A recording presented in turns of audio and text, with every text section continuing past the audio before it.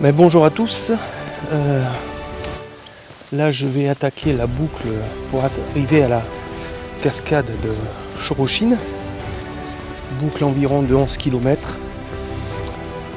Annoncée avec un niveau moyen niveau moyen. Bon, j'ai dû me garer au parking d'Eratsu parce que, comme vous l'avez peut-être vu en passant, cette route que je devais emprunter pour monter un peu plus haut, à 1 km, est maintenant interdite à tout véhicule. Donc je vais être obligé de faire ce petit bout à pied. Bon, il y aura un dénivelé sur cette randonnée de environ 300 mètres. Je vous laisse admirer. Très joli petit village espagnol.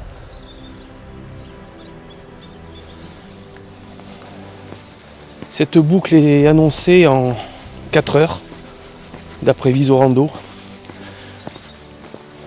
Sans compter ce petit bout à faire en plus, je pense qu'elle sera bouclée en 3 heures. Visorando étant assez pessimiste sur les durées. Voilà, donc ça y est, on est parti.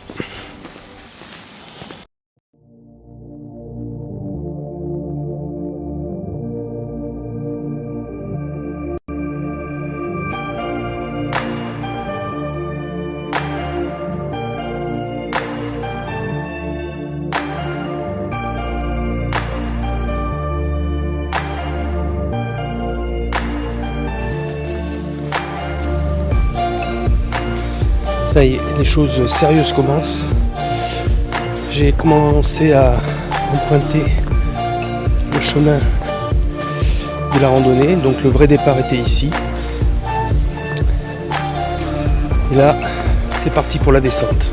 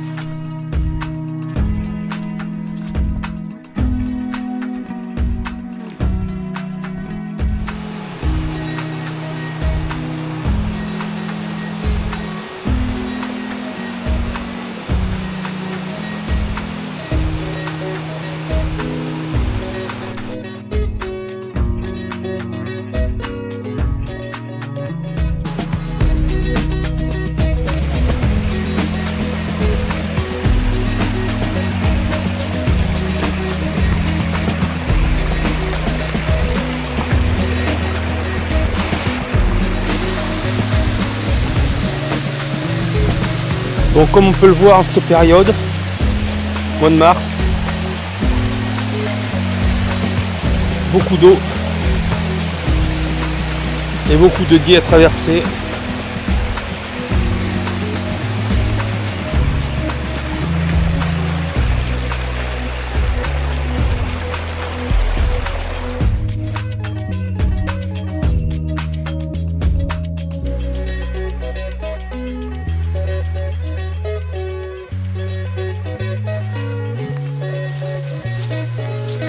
Et voilà, on arrive au fameux dolmen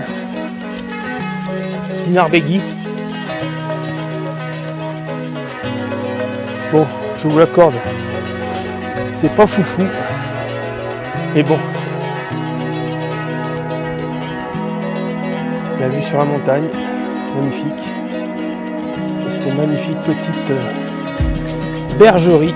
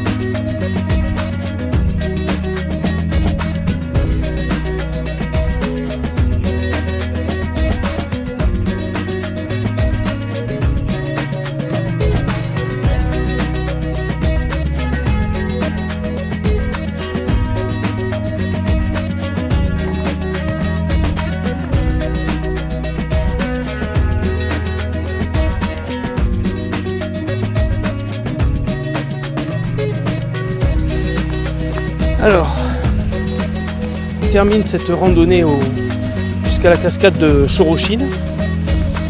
Il me reste encore le petit kilomètre là que j'aurais dû faire en voiture mais que j'ai pas pu à cause de l'interdiction. Alors, très belle randonnée. Bon, j'ai pris quelques libertés par rapport au circuit de Visorando. Je n'ai pas pu aller jusqu'à la cascade proprement dite. Il y avait trop de débit d'eau, trop de chemins impraticables, donc je pense qu'il faudra que je la refasse au printemps ou en été au moins, que ce soit un peu plus sec et plus praticable. Sinon, pas de difficulté majeure. Niveau entre facile et moyen, je dirais. Beaucoup de passages à gué. Surtout au mois de mars, là où il y a beaucoup d'eau, donc merci le Gore-Tex. Et beaucoup de chemins boueux également. Je pense qu'en été, ça doit être un peu plus praticable. Par contre, je pense qu'en été, il doit y avoir beaucoup plus de monde. Voilà, donc je vais boucler, cette rando en 3h, 3h20, un truc comme ça. Sans trop me presser non plus. Les points remarquables, alors le dolmen, comme vous avez pu voir, c'est pas dingue. Mais bon, on passe devant, ça serait dommage de ne pas s'y arrêter. Et après, bien, par contre, la rando est sympa, beaucoup de rivières et de rapides, on va dire. Donc très sympa. On arrive enfin au petit village de Keratsu.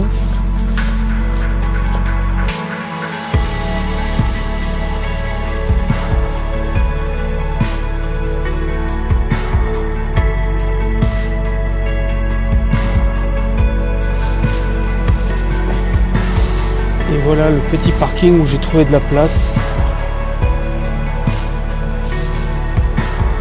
Mais hors période.